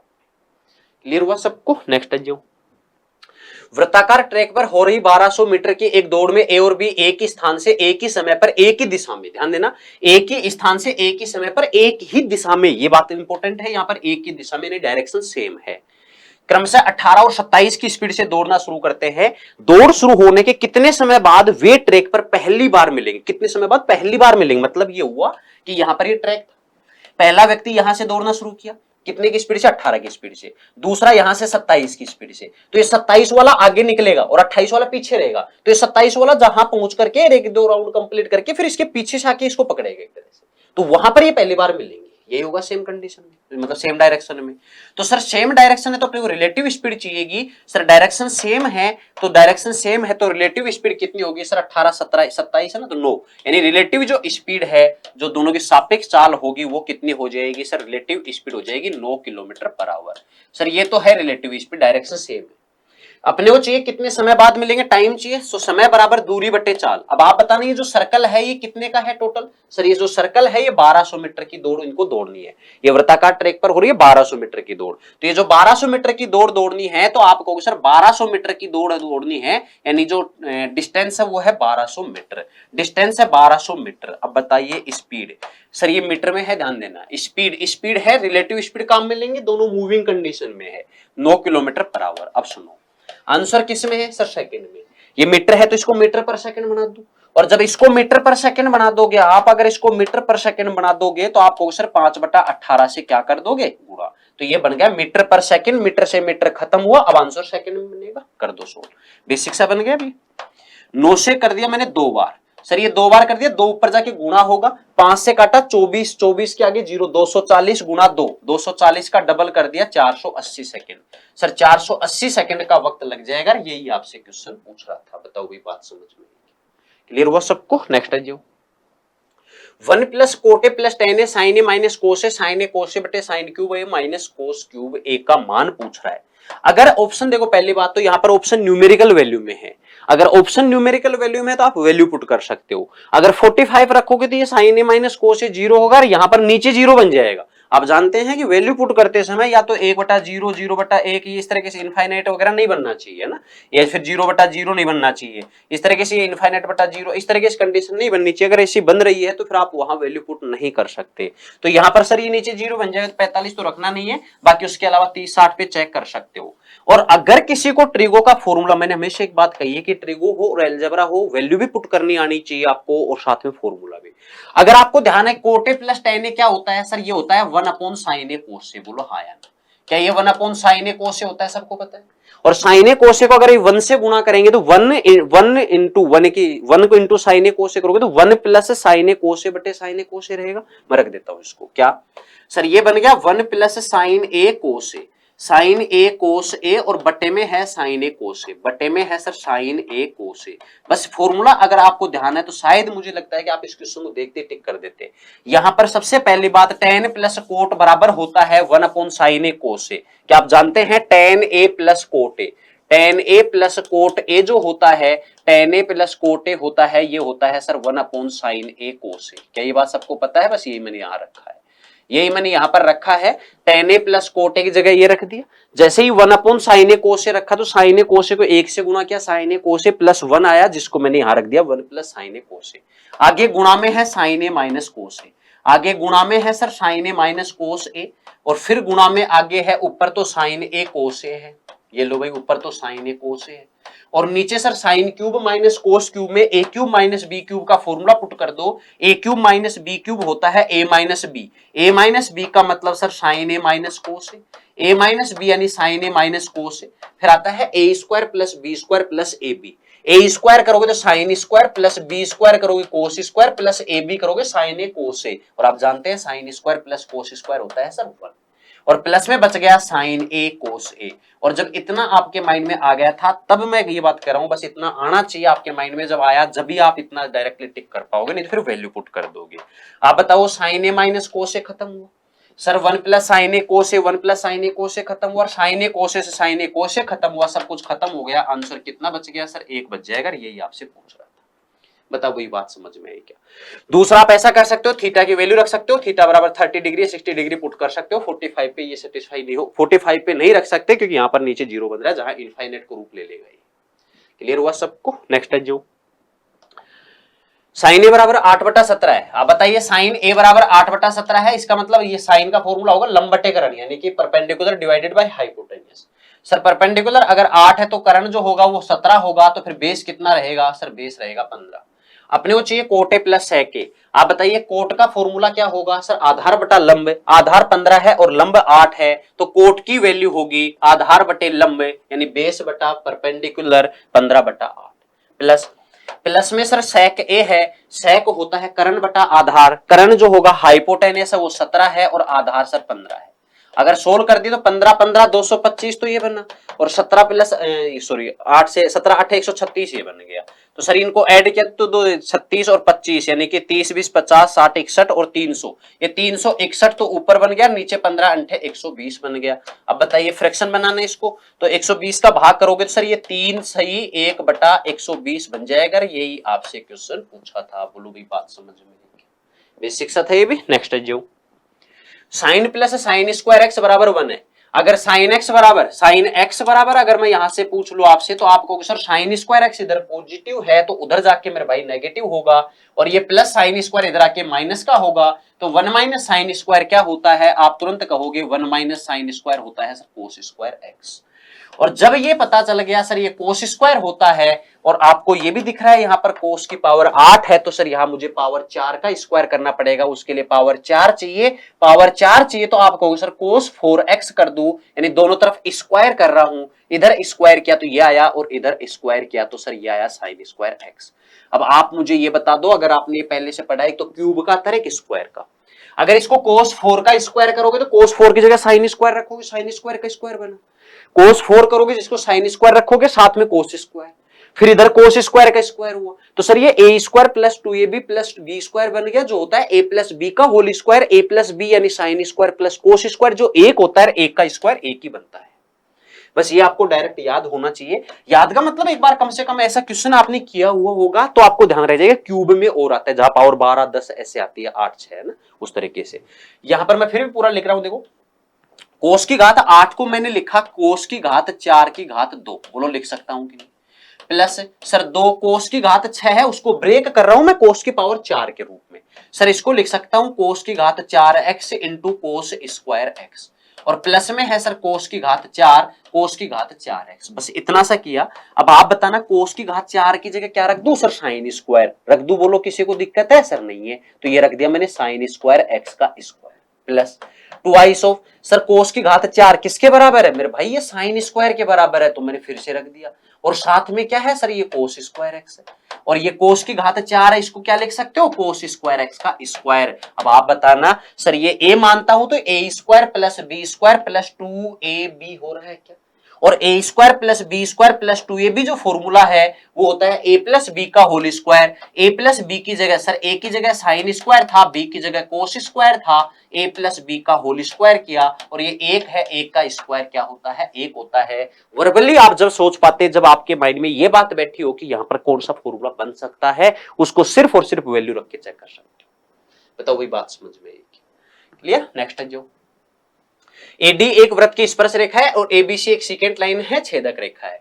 सर ये एक सर्कल है अपने पास, और इसमें AD जो है ये एक टेंजेंट है, और ये इसकी क्या है, छेदक रेखा है ABC।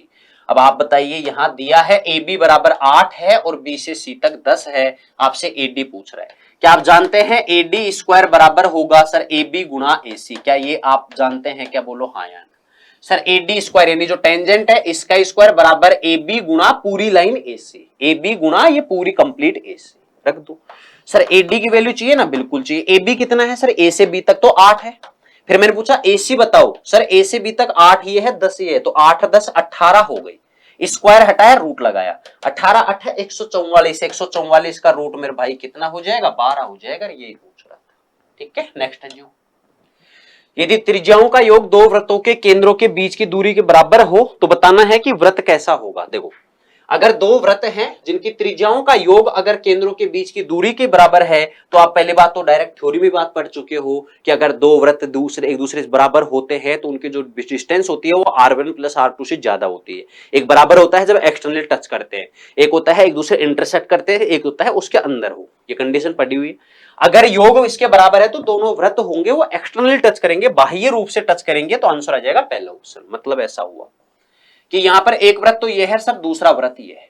अगर इसकी रेडियस यहां पर इसकी रेडियस मान लेता हूं r1 है, अगर इसकी रेडियस r1 है और दूसरे वाले की रेडियस r2 है, अगर दूसरे वाले की रेडियस r2 है। अब मैं पूछ रहा हूं ये a है, इसका सेंटर है, इसका b है। अब मैं पूछ रहा हूं a से b तक की दूरी बताओ, तो आप कहोगे सर a से b तक की दूरी चाहिए ना, तो एक काम करो r1 और r2 को जोड़ दो, क्या a से b तक आ जाएगा? बिल्कुल आ जाएगा। तो क्या मैं कहूं कि a से b तक यानी केंद्रों के बीच की जो दूरी है, डिस्टेंस है, वो इनकी रेडियस के सम के बराबर होती है। कब होती है? जब ये दोनों सर्कल होंगे, दोनों वृत्त होंगे, वो एक दूसरे को एक्सटर्नल टच करेंगे, बाह्य रूप से टच करेंगे, तब ऐसा होता है। भाई बताओ, ये बात समझ में क्लियर? नेक्स्ट है जो त्रिभुज X Y Z P Q R के समरूप है। भाई यहां पर एक त्रिभुज है सर एक्स वाई जेड, और ये समरूप है किसके? सर समरूप है पी क्यू आर के। अगर ये समरूप है पी क्यू आर के, सर ये समरूप है पी क्यू आर के, और आप जानते हैं यहां पर समरूप त्रिभुज की कंडीशंस क्या होती है? सर यहां पर एरिया दिया हुआ है, भुजाओं का रेशियो दिया हुआ है, यानी भुजा और एरिया में रिलेशन चाहिए। और आप जानते हैं कि अगर दो त्रिभुज समरूप होते हैं तो उनके क्षेत्रफल का रेशियो होता है भुजाओं के रेशियो के स्क्वायर के बराबर होता है। क्या ये बात जानते हैं? चलो देखो, यहां आप बताइए सर, यहां पर एक्स वाई और पी क्यू, यानी इसमें एक्स वाई भुजा ले रहा हूं तो इसमें पी क्यू यानी संगत भुजा है, बिल्कुल कोई इश्यू नहीं है। सर संगत भुजा का रेशियो पता है अपने को, संगत भुजा का रेशियो पता है कितना है? सर इसमें भुजा एक्स वाई है तो इसके संगत इसमें पी क्यू है, और इन दोनों भुजाओं का रेशियो पता है सर 6:1। अगर संगत भुजाओं का रेशियो 6:1 है तो मुझे एरिया का रेशियो चाहिए। और आप जानते हैं, क्या जानते हैं कि अगर दो ट्रायंगल सिमिलर होते हैं, समरूप होते हैं, तो उनकी संगत भुजाओं का जो अनुपात है उसका स्क्वायर करोगे तो एरिया का रेशियो मिलेगा। तो सर यहां पर भुजा का रेशियो 6:1 है, सर इसका स्क्वायर कर दो। अगर स्क्वायर कर दो तो 6 का स्क्वायर 36 हुआ और 1 का स्क्वायर 1। ये जो रेशियो है ये किसका है? Sir area. इसका मतलब एक्स वाई जेड का एरिया 36 है तो पी क्यू आर का 1 होगा। लेकिन क्वेश्चन कह रहा है भाई पी क्यू आर का एरिया तो है, लेकिन पी क्यू आर का एरिया 1 नहीं। सर पी क्यू आर का एरिया 1 नहीं 6 है। अगर पी क्यू आर का एरिया 1 नहीं 6 है, क्या इसका 1 का वैल्यू 6 है? क्या बोलो हाँ या? अगर इस एक की वैल्यू 6 है तो एक्स वाई जेड का एरिया यानी 36 की वैल्यू चाहिए। अगर एक की वैल्यू 6 है तो 36 की वैल्यू यानी 6 की घात 3, 6 की घात 3 कितना होता है? सर 216 होता है। यही आपसे पूछा था। क्लियर? नेक्स्ट है जो एक आयताकार भूखंड की लंबाई है जो चौड़ाई की 3 गुनी है। यदि आयताकार भूखंड है उसका एरिया 2700 है तो आपको चौड़ाई पूछ रहा है। आप ऑप्शन भी उठा सकते थे, यहां से सीधा सा बेसिक सा क्वेश्चन है। 9 2700 होता है तो इसका मतलब 30 अगर ब्रेड्थ होगी तो लेंथ होगी 3 गुना 90, 90 गुना 30 2700 आ रहा है। ये अपना आंसर हो जाएगा सीधा सा। वैसे देखो यहां पर, या फिर ये कहो कि लेंथ और ब्रेड्थ की बात कर रहा है। सर अगर ब्रेड्थ इसकी के है, अगर ब्रेड्थ इसकी के है तो आप कहोगे सर लेंथ होगी इसकी 3 गुना है तो 3 के है।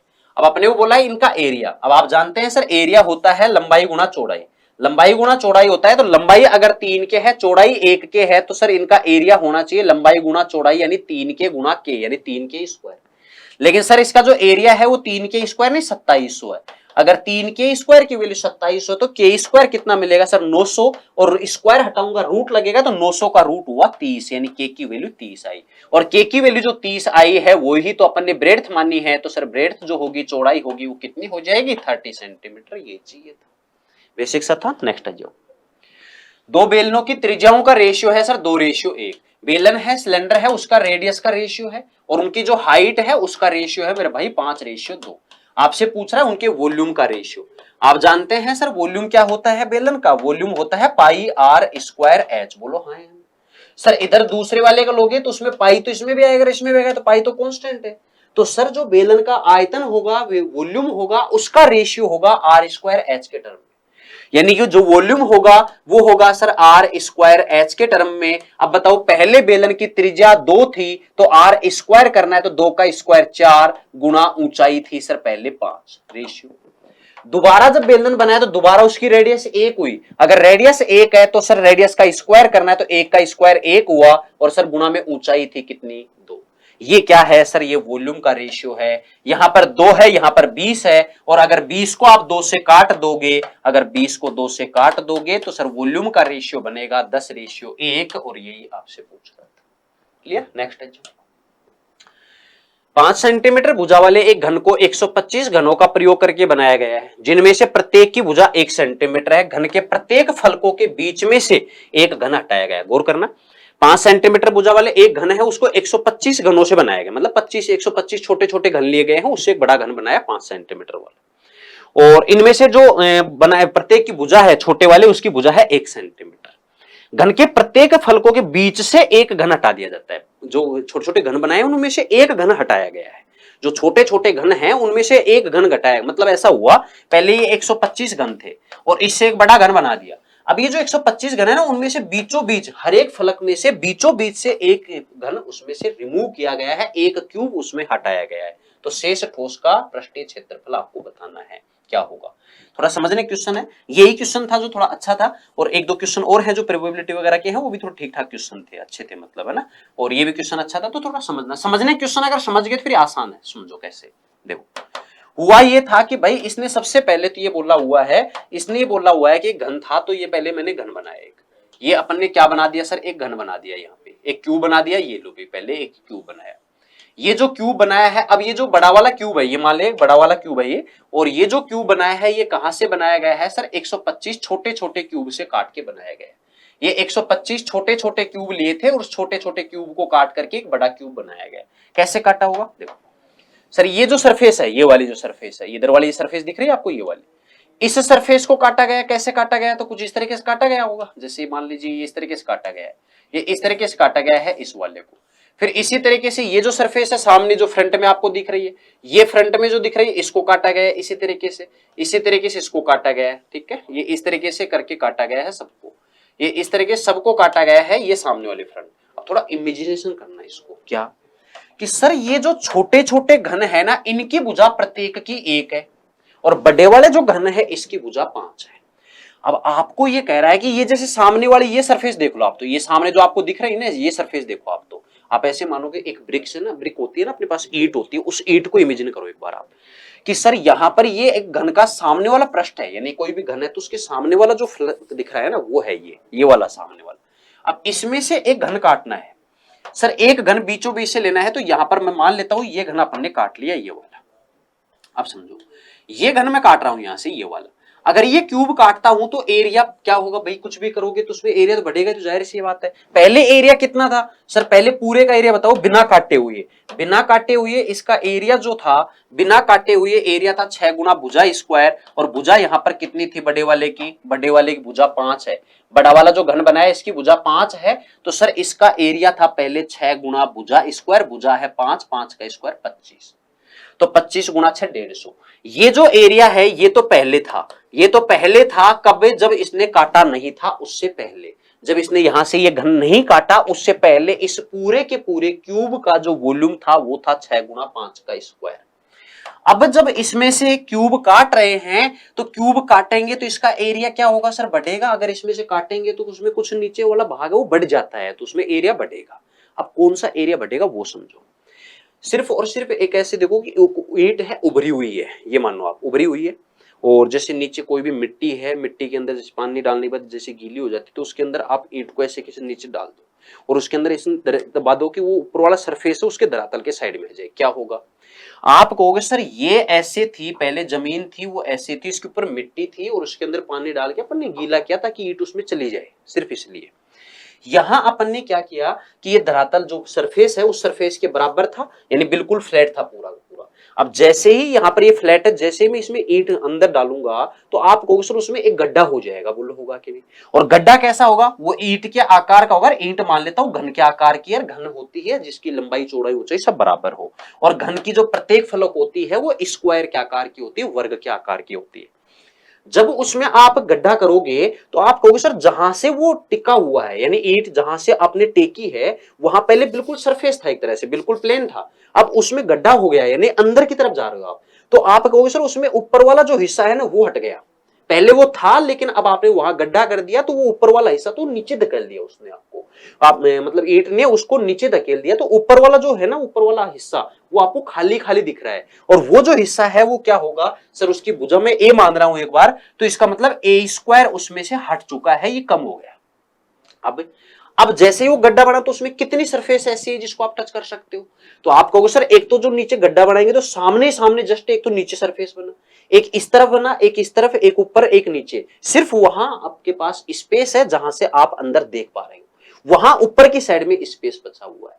तो इसका मतलब पांच साइड को आप देख सकते हो, यहां पर एक तो अंदर वाली, एक इधर, दो ये होगी इधर वाली, और एक ऊपर एक नीचे एक सामने वाली, जस्ट सामने मतलब आप ऐसे देखोगे भाई ऐसे है, तो इसके अंदर बिल्कुल सामने देखोगे ना तो उसके अंदर एक गड्ढा नजर आएगा, तो गड्ढे के सामने वाली सरफेस उसमें एक तो है बाहर की तरफ जो उसके अंदर गड्ढा बनाया हुआ है और एक है बिल्कुल अंदर की तरफ। तो अंदर वाली सरफेस दिखेगी और चारों तरफ की दीवार जो है उस घन की वो दिखेंगी। तो इसका मतलब 5 भुजाएं देखेंगे तो 5a² एरिया बढ़ गया, लेकिन ये a² घट भी गया था।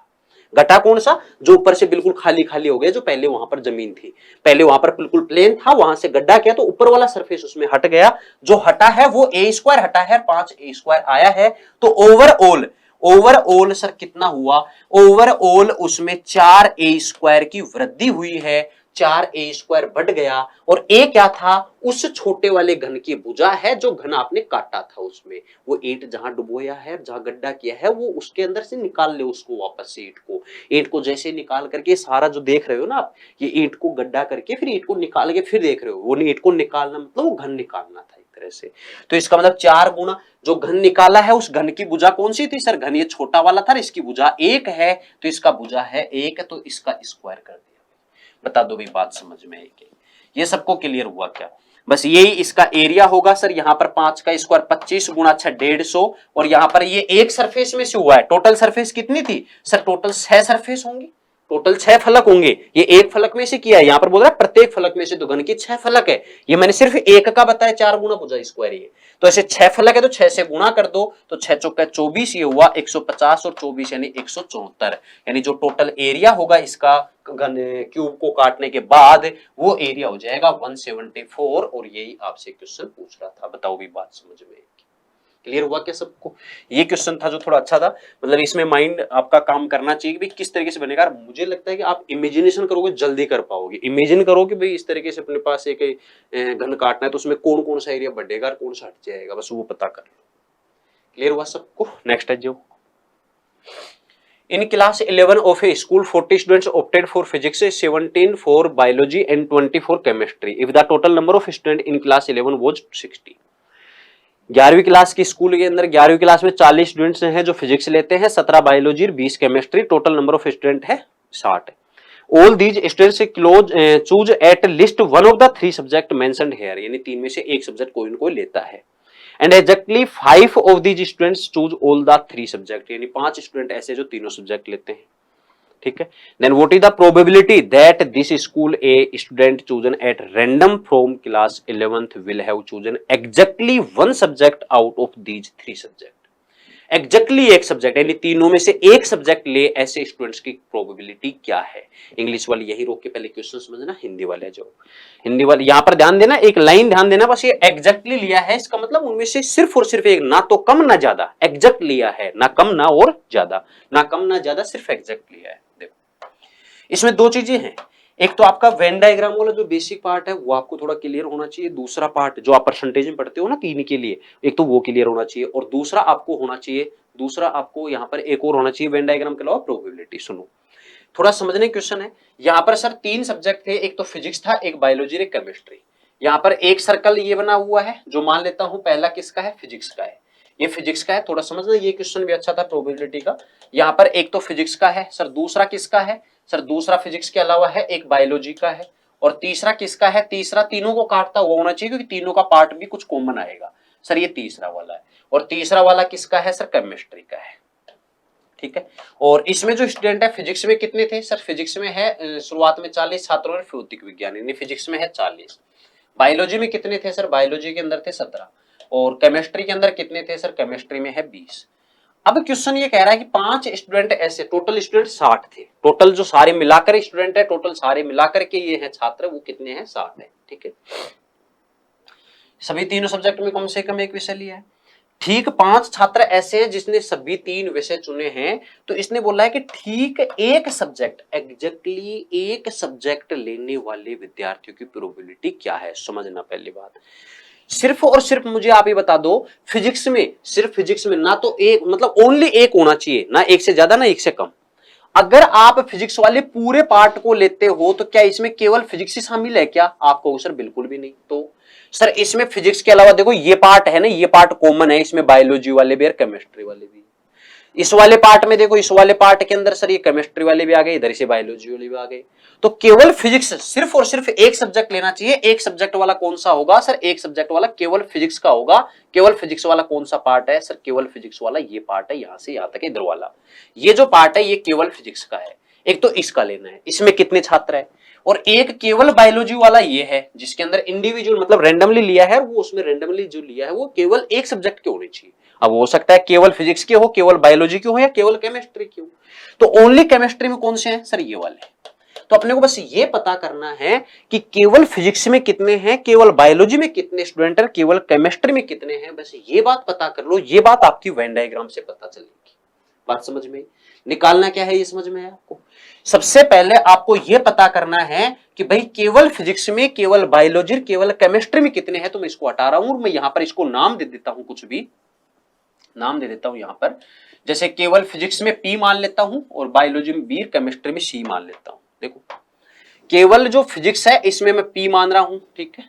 ये केवल फिजिक्स जो है इसके अंदर मैं मान रहा हूं केवल P है, और इसके अंदर केवल B है, और इसके अंदर केवल में C है अकेला, ठीक है। ये ध्यान देना, यहां पर ये केवल ही लिया है, P, B और C ले लिया। अब बात आती है दूसरी, क्या सर कुछ पार्ट ऐसा है जो दोनों का कॉमन भी तो है। मैंने कहा बिल्कुल है। तो आप कहोगे सर ये जो कॉमन पार्ट है इसमें टोटल है, इसमें टोटल जो कॉमन पार्ट है इसमें एक पार्ट तो ऐसा जो तीनों का ही कॉमन है, और एक पार्ट ऐसा है जो फिजिक्स और बायोलॉजी का कॉमन है। तो मैंने कहा फिजिक्स और बायोलॉजी का जो कॉमन पार्ट है उसको मैं मान लेता हूं एक बार के लिए ए मान लेता हूं, थोड़ी देर के लिए। ऐसे ही इसको मैंने बी मान लिया, इसको सी मान लिया, इसको मैंने मान लिया जेड मान लिया। जैसे जेड की जगह 5 रख सकते हैं अपने, 5 दिया हुआ है, ये जेड जो है इसकी जगह 5 रख सकते हैं। बोलो हाँ। अब समझो क्या कह रहा हूं मैं आपसे एक बात पूछ रहा हूं, क्या कि सारे मिलाकर के टोटल कितने होने चाहिए। देखो मैं पहले इस सर्कल को मिला रहा हूं, इस सर्कल में टोटल क्या क्या है सर? इस सर्कल में एक तो P है, एक ये B है, Z है, A है। इस सर्कल में टोटल क्या क्या है सर? इस सर्कल के अंदर टोटल क्या क्या है? B है, A है, Z है, C है। और तीसरा वाला जो सर्कल है इसमें क्या क्या है? इसमें सर यहाँ पर ABC है ना, तो इसको एक काम करो, ABC मत मानो, XYZ ले लेता हूँ ना, या फिर XYZ तो पहले लिया हुआ है, तो इसको चेंज कर लेता हूँ इसको चेंज कर लेते हैं यहाँ पे, इसको ले लेते हैं PQR ले लेता हूँ इसको ना, ये PQ और R ले लेता हूँ ताकि ये C इसमें ना आए, और ये A, B और C और ये Z है, ठीक है। सिर्फ समझने के पर्पज से, बाकी थोड़ा सा गौर करोगे तो इतना करने की जरूरत नहीं पड़ेगी। मैं पूछ रहा हूँ सबको ऐड कर ले तो सब के अंदर कौन कौन आएगा? आप कहोगे सर सब के अंदर तो P भी आएगा, A, Z, B, C, Q, R सब आएंगे। अब अगर यहां पर इस वाले सर्कल की बात करें तो इसके अंदर P भी है, A है, Z है, B है। तो सबका मतलब कौन कौन आएगा? मैं सबको ऐड कर रहा हूं, किस किस को सर? एक तो ये 40 को ले रहा हूं सर, एक तो 40 को ले रहा हूं यहाँ पे, ये जो 40 है, दूसरा है 17 और तीसरा है 20। 40, 17 और 20 तीनों को सबको लेना है अपने को। अब बताओ 40, 17 और 20 मिलाकर कितना हुआ सर? 77। ये 77 जो हुआ है टोटल, ये कौन कौन सा हुआ है? तो आप कहोगे सर इसमें तो P एक बार आएगा, Q एक बार आएगा और R एक बार आएगा। तो सर एक तो हुआ P plus Q plus R, और एक तो हुआ P plus Q plus R। अपनों को मेन तो इसी पे कंसंट्रेट करना है क्योंकि यही चाहिए। दूसरा सर और उसके अलावा कौन कौन आएगा? इसको यहां से हटा देते हैं एक बार। उसके अलावा यहां पर देखो, जब आप ये सर्कल लोगे तो इसके अंदर कौन कौन आएगा? आप कहोगे सर इसमें A, B और Z आएगा। जब दूसरा सर्कल लोगे तो उसमें A, Z और C आएगा, और तीसरा सर्कल लोगे तो इसमें B, Z और C आएगा। क्या समझ में है सर? यहां पर यह समझ में आया कि A, B और C तो ये तो 2-2 बार आएंगे, Z 3 बार आएगा। मतलब सबको ऐड कर रहा हूं। पहले इस सर्कल को बताओ, इस सर्कल में P ले लिया, इसमें से Q और इसमें से R। अब जब इस सर्कल को लोगे तो A, B और Z तीनों आएंगे सर, A, B, Z आएंगे। फिर जब इस सर्कल को लोगे दूसरे वाले को तो इसमें A, Z और C था, A, C, Z। और जब तीसरे वाले सर्कल को लोगे तो B, Z, C होगा, B, C, Z। अब देखो A भी 2 बार आया है, B भी 2 बार, C भी 2 बार, लेकिन Z 3 बार आ रहा है, ये हुआ है। तो मैं ये कह रहा हूं कि भाई ABC है ना, ये जो ABC है ये तो आ रहा है सबके सब 2 बार, लेकिन Z 3 बार आ रहा है, तो सर इसके आगे प्लस का 3 Z होगा। तो मैंने कहा एक काम करो, एक Z को हटा दो। आप एक Z को हटा दो मतलब सिर्फ यहां 2 ही Z बचेगा, और 2 Z बचने का मतलब सर इसमें से 2 कॉमन लिया, और ये 2 Z ये और 1 Z ये बाहर रख दिया मैंने, और बराबर में सर टोटल ऐड किया तो ये 77 था। ये सारा मिलाकर के 20 ये है, 40 ये है, 17 ये है, तो ये टोटल हुआ 77। फिर मैंने कहा ये Z एक्स्ट्रा जा रहा है ना, इस Z को यहां से हटा दो। सर Z को मैं हटा देता हूं तो Z को मैं इधर लेके जाऊं, माइनस का होगा। Z जो था वो कौन था? जो तीनों का कॉमन था। तीनों का कॉमन कितने थे सर? तीनों में मिला के 5 थे। तो इसका मतलब जो Z है वो एक्चुअल में 5 था। तो इस जेड को मैंने 5 को हटाया तो सर 77 माइनस 5 कितना बच गया मेरे भाई, 72 बच गया। पहली बात तो इतनी बात सबको क्लियर हुई क्या, ये बात समझ में। बस मेन टारगेट क्या है वो आपको पता है, टारगेट अपना ये है पी क्यू आर निकालना, पी क्यू आर निकालना है, ये अपना मेन टारगेट है। अब मैं आपसे एक बात और पूछ रहा हूं, क्या कि ये सारे मिलाकर के सिर्फ एक बार, सबको मिलाकर के सिर्फ एक बार P Q R A B C Z ये सारे मिला के कितने स्टूडेंट हुए टोटल? सर ये सारे मिला के तो 60 ही थे, बोलो थे कि नहीं? सर ये मेरे पास 2 बार आया था, बोला आया था कि नहीं? सर ये अपने पास ए बी सी जेड जो है, A plus B plus C plus Z है, ये अपने पास 2 बार इसमें काउंट किया, पी क्यू आर को एक बार लिया है। तो आप कहोगे कि सर इसको एक बार थोड़ा समझना, मैं क्या लिख रहा हूं, P Q plus R plus A plus B plus Z, ये 2 बार है तो मैं इसको अलग अलग लिख देता हूं, A plus B plus C plus Z, और फिर एक बार और लिख दिया A plus B plus C plus Z, और बराबर में था 72। अब आप मुझे बताना ये P Q R A B C Z ये कौन है? Sir P Q R A B C Z ये सारे मिलाकर कितने थे टोटल? 60 है। अगर ये 60 मैं यहां से ले जाकर इधर हटा दूंगा तो ए बी सी जेड कितना बचेगा? Sir A B C Z बचेगा 72 माइनस 60 में लिख देता हूं यहां पे A plus B plus C plus Z जो बचा, sir A plus B plus C plus Z जो बचा है ये कितना बचा? सर 72 माइनस 60 और 72 माइनस 60 यानी 12 बचा हुआ है, यानी A plus B plus C plus Z 12 बच गया। क्या इतनी बात सबको क्लियर है? क्या A plus B plus C plus Z 12 कहां से आया? क्या ये बात सबको समझ में आई? क्या A plus B plus C plus Z जो है ये 12 कहां से आया? बस ये बात सबको पता चल गई क्या? और अगर ये पता चल गया तो फिर आसान सा बन गया क्या कि sir A plus B plus Z जो है ये कितना है? सर 12 है। A plus B plus C plus Z कितना है? सर 12 है। और अगर ये 12 है, यहां पर अपने पास ऑलरेडी 72 बैठा था जिसके अंदर से अपन ने सिर्फ और सिर्फ इस 5 को माइनस किया था, ये जेड इधर बैठा था उसको, अपने को सिर्फ और सिर्फ यहां से क्या चाहिए? सर पी क्यू आर चाहिए। वापस से मैं थोड़ा रिपीट कर दूं इस बात को, देखो सबसे पहले मैंने कहा कि इस वाले के अंदर कितने थे टोटल? सर इस वाले के अंदर टोटल है पी ए बी जेड, इस वाले के अंदर देखा था तो क्यू ए जेड सी, और इस तीसरे वाले में लिया आर बी जेड सी। उसमें पी क्यू आर तो एक एक बार था, उसके बाद ए बी सी ये 2 बार था, जेड 3 बार था, तो सर ये 2 बार जेड इसमें ले लिया, एक बार जेड इधर था, उस जेड को मैंने इधर भेज दिया, माइनस का कर दिया था। और सर ये टोटल हुआ था 40 और 20 60 और 17, सर 60 और 70 77, 77 में से ये जो जेड है इसको मैंने हटा दिया। जेड क्या था? जेड जो तीनों का कॉमन पार्ट था 5, वो था 77 माइनस 5 72। यहां से इतना पता चल गया। फिर मैंने सिर्फ और सिर्फ इसको ब्रेक किया। ब्रेक क्या किया? पी क्यू आर में ए बी सी जेड 2 बार है ना, इसको मैंने एक एक बार अलग अलग किया, यानी P Q R plus A B C Z, A B C Z, फिर वापस से ए बी सी जेड को साथ लिया, ये था अपने पास 72 टोटल। फिर उसके बाद सर ये ए बी सी जेड जो था ये अपने को निकालना है, ये मिला दूं ना सबको, अगर इन सबको मिला दूं P Q R A B C Z, अगर इन सबको मिला दिया जाए, अगर ए बी सी जेड इन सबको मिला दिया जाए तो आप कहोगे sir A B C Z और पी क्यू आर इन सबको मिला दी तो टोटल नंबर ऑफ स्टूडेंट बनेंगे, और टोटल नंबर ऑफ स्टूडेंट थे सर 60। 60 को मैंने इधर भेज के माइनस किया तो 72 माइनस 60 यानी ए बी सी जेड मिला के 12 बच गए। बस इतनी सी कंडीशन थी। अब सारा सब कुछ पता चल ही गया आपको।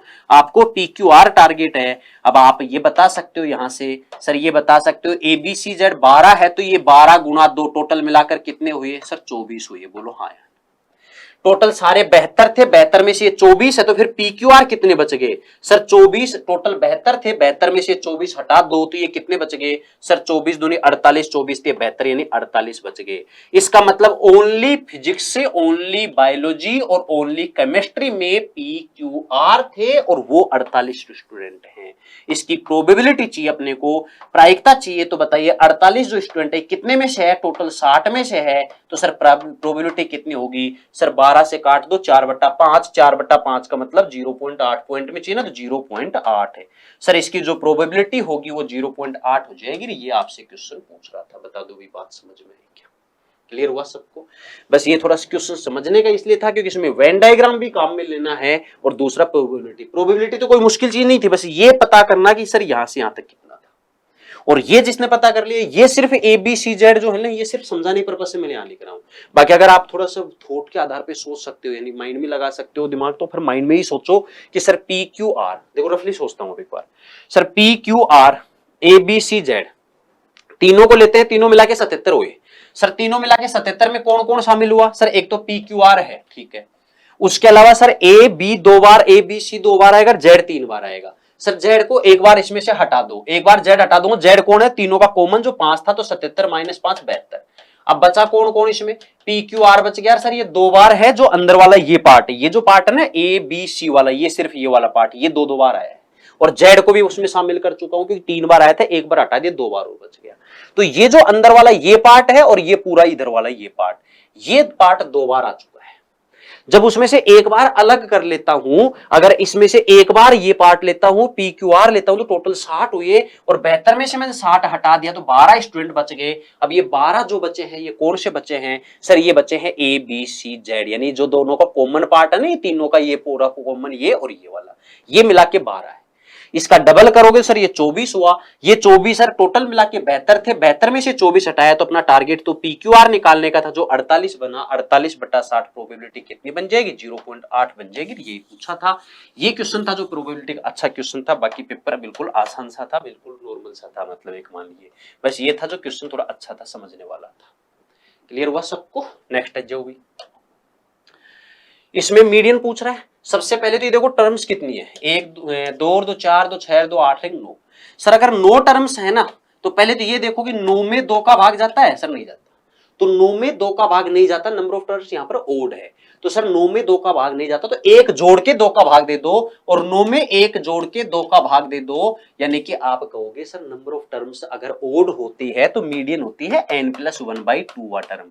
लेकिन याद रखने पर्पज से बता रहा हूं मैं यहाँ पे कि अगर 9 में 2 का भाग जाता है, सर नहीं जाता, नहीं जाता तो उसमें 1 जोड़ के 2 का भाग दे दो, इतने नंबर पे जो टर्म है 9 और 1 10/2, यानी 5th नंबर पे जो टर्म आएगी वही क्या होगी सर, मीडियन। अब 5th नंबर ऐसे डायरेक्ट नहीं देखोगे, तो सर ये आरोही क्रम में होने चाहिए, ये एस्केंडिंग ऑर्डर में होने चाहिए। तो क्या अब इसको एस्केंडिंग ऑर्डर में लिखने की जरूरत है? नहीं। तो आप सबसे छोटी संख्या से चलो, सबसे छोटी संख्या चलो, छोड़ते चलो, 5वीं संख्या पर रुक जाना। सबसे छोटी संख्या 10 छोड़ो, उसके बाद 10 के बाद कौन आएगा सर, 10 के बाद में 18 आएगा, ठीक है, 10 के बाद 15 आएगा सर, 10 के बाद में कौन आएगा 15, फिर 15 के बाद में कौन आएगा सर 18, 18 के बाद में कौन आएगा 20, 4 छोड़ चुका हूं।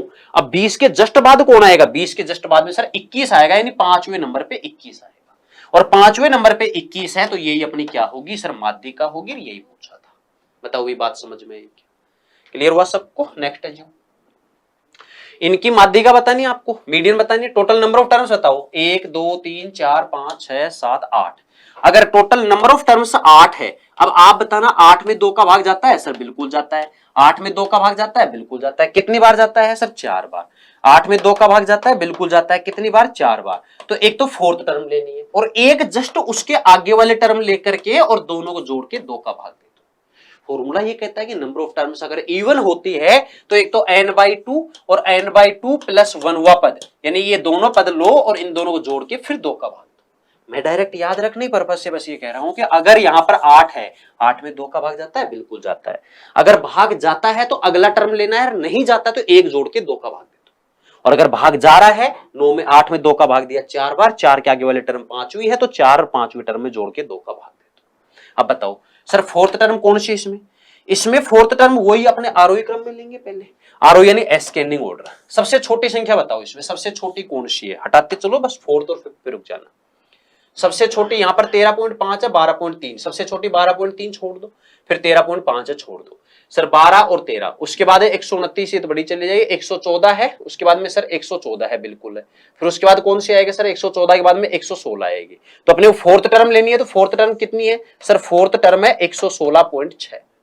4th टर्म 116.6, 116 के जस्ट बाद में कौन आएगा सर 121, सॉरी 118.7 है सर, 116.6 के जस्ट बाद में आएगा 118.7। इन दोनों को जोड़ करके और 2 का भाग दे दो, यही क्या होगा सर, एवरेज हो जाएगा। यही आपसे पूछा था, मतलब यही इसकी मीडियन हो जाएगी, यही इसकी माध्यिका हो जाएगी। मैं यहां लिख देता हूं, जो 4th टर्म होगा, यहां पर फर्स्ट टर्म पे आया था 12.3, ये 13.4, फर्स्ट सेकंड ये थर्ड पे था, ये था सर 4th टर्म, और ये था अपना 5th टर्म। इन दोनों को जोड़ के 2 का भाग देना है सर। 18 और 16 सर 34, और 234 सर 235, ये 235 और 6 7 13, और इसमें 2 का भाग दे दोगे तो सर 11 दूनी 22 और 1 7 दूनी 14, 1 और 3 यानी कि 117.65, 117.65 अपना क्या होगा, इसका मीडियन होगा। और यही आपसे क्वेश्चन पूछा था। बोलो भाई बात समझ में? क्लियर हुआ सबको? ये था भाई अपना जो मेंस का पेपर था सीएचएसएल वाला, उसका लास्ट क्वेश्चन नंबर 30 था। ओवरऑल इसका जो पेपर था, इसका ओवरऑल की बात करें तो ओवरऑल पेपर इजी था। इसमें कुछ क्वेश्चन थे जो बेस्ट क्वेश्चन थे, और उन क्वेश्चन से आपको सीख ये लेनी है कि अगर आगे इस तरीके से क्वेश्चन करे तो आप उसको कर पाओ। अगर आपने अभी देख लीजिए जैसे प्रोबेबिलिटी है, अब उसको आपने यहाँ पर 5-7-10 मिनट का टाइम देखो, अच्छे समझो, आप उसको अच्छे समझो कि भाई इसमें क्या क्या किया है, कैसे कैसे किया है, ताकि आगे अगर एग्जाम में क्वेश्चन आए तो आप उसमें अटको नहीं, आप उसको जल्दी क्लिक कर पाओ कि हाँ ऐसे ऐसे अपने को ये करना था। यही फर्क होता है।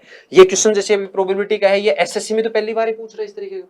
हालांकि प्रोबेबिलिटी पहले सिलेबस में थी, लेकिन उसमें क्वेश्चन इतने नहीं पूछता था, अभी ये शुरू किया है क्वेश्चन पूछना, तो उसके अंदर आपको पता चल गया भाई क्वेश्चन किस तरीके का पूछ रहा है।